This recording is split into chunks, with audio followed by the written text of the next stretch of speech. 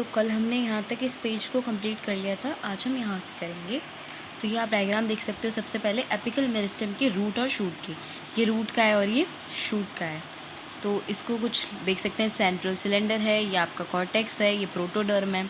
Initials of central cylinder and cortex, initials of root cap, ये root cap है और ये हमारा रूट एपिकल मेरिस्टेम है, ये जो आप देख सकते हैं ये वाला। और ये हमारा लीफ प्राइमॉर्डियम शूट एपिकल, ठीक है, ये रहा शूट एपिकल जो आपको यहाँ से दिख रहा होगा, यहाँ से देखिए ये। और ये आपका मेरिस्टेमेटिक जोन है, ये axillary bud and differentiating vascular tissue. Root apical meristem occupies the tip of the root, while the shoot apical meristem occupies the distant most region of the stem axis. Root apical meristem क्या करती है, tip of the root को occupy करती है, और shoot apical meristem distant most region of the stem axis, stem axis का सबसे ऊंचा रीजन, सबसे दूर वाला।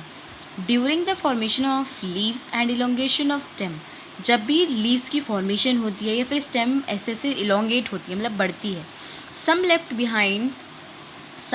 सम सेल्स लेफ्ट बिहाइंड, कुछ सेल्स जो पीछे रह जाते हैं, ठीक है,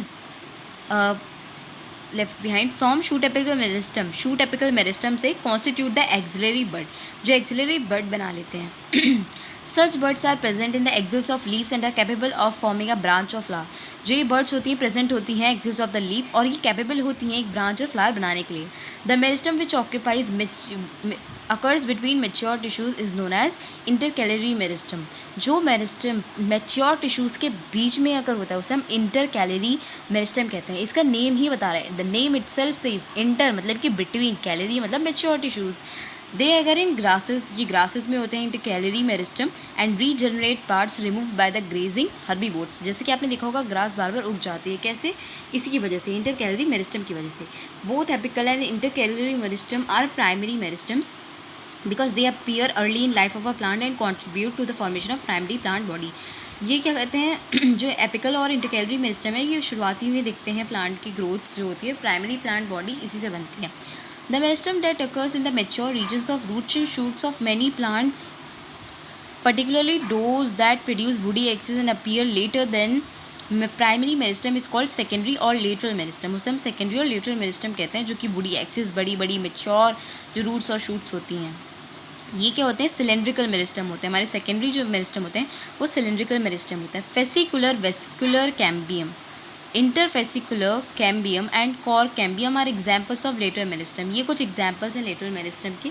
these are responsible for producing the secondary tissues, ये रिस्पॉन्सिबल होते हैं सेकेंडरी टिश्यूज़ को प्रोड्यूस करने के लिए। Following divisions of cells in both primary as well as secondary meristem, the newly formed cells become structurally and functionally specialised and lose the ability to divide. ये divide नहीं करने देते but कि एक फंक्शन परफॉर्म करता है, ठीक है, कौन से, सेकेंडरी मेरिस्टम जो होते हैं हमारे। Such cells are called permanent or mature tissues and constitute the permanent tissues. During the formation of primary plant body, specific regions of apical meristem produce dermal tissues, ground tissues and vascular tissues. कुछ specific regions होते हैं apical meristem के जो क्या form करते हैं, dermal tissues, ground tissues and vascular tissues. DGV से आप याद कर सकते हो। सो यहाँ तक हमने कवर अप कर लिया। ओके।